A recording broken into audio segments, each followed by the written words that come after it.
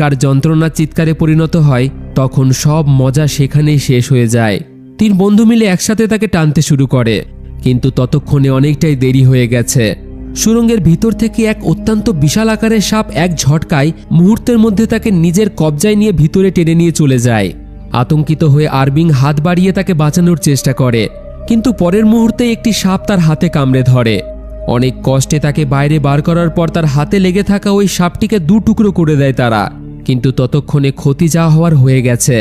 সুড়ঙ্গের ভিতর থেকে আসা সেই ভয়ঙ্কর অদ্ভুত শব্দগুলো কোনো সাধারণ সাপের মনে হচ্ছিল না।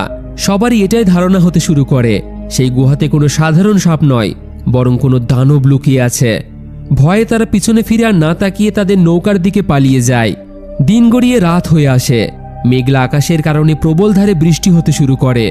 নৌকা নিয়ে যাওয়ার সময় আরবিংকে খুবই দুঃখিত দেখা যায়, তার জন্যই তাদের বন্ধু সান্তিয়াগোর আজ মৃত্যু হয়ে গেছে। এই নিয়ে নৌকায় তর্কও শুরু হয়, কিন্তু ঠিক তখনই হঠাৎ তাদের নৌকায় নিচে থেকে একটি জোরালো ধাক্কা লাগে। তারা বুঝতে পারে সেই ভয়ানক দানব নিশ্চয়ই তাদের পিছু করছে। প্রচণ্ড ভয়ে তাদের হাত পা কাঁপতে থাকে।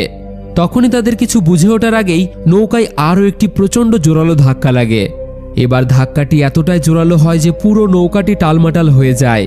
যথারীতি ডাবিং নামের একজন ছেলে সরাসরি জলে পড়ে যায়।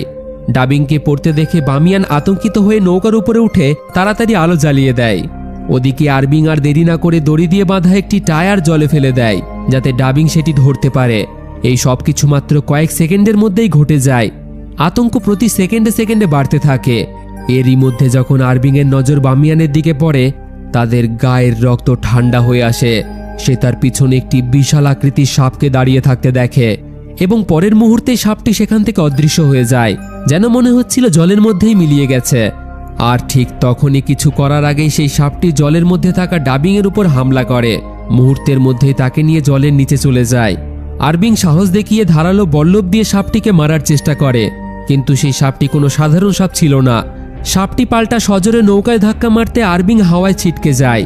এক ঝটকায় সাপটি তাকে কামড়ে ধরে এবং সেও সাপের শিকারে পরিণত হয়। এখন নৌকায় শুধু বামিয়ান বেঁচে ছিল। সে ওই বিশাল সাপের আকার দেখে তার হাত পা থরথর করে কাঁপছিল। সে কাঁপতে কাঁপতে এদিক ওদিক চিৎকার করতে থাকে, প্রাণ ভিক্ষা চাইতে লাগে। বারবারই সে বলছিল, আমাকে ছেড়ে দাও, আমি আর কোনোদিনই সাপ ধরব না। কিন্তু কিছুক্ষণ পরেই সাপটি নৌকার উপর উঠে তার দিকে এগিয়ে আসতে থাকে। তখনই বামিয়ানের নজর নৌকায় রাখা ক্যামেরার পাশে পড়ে থাকা কিছু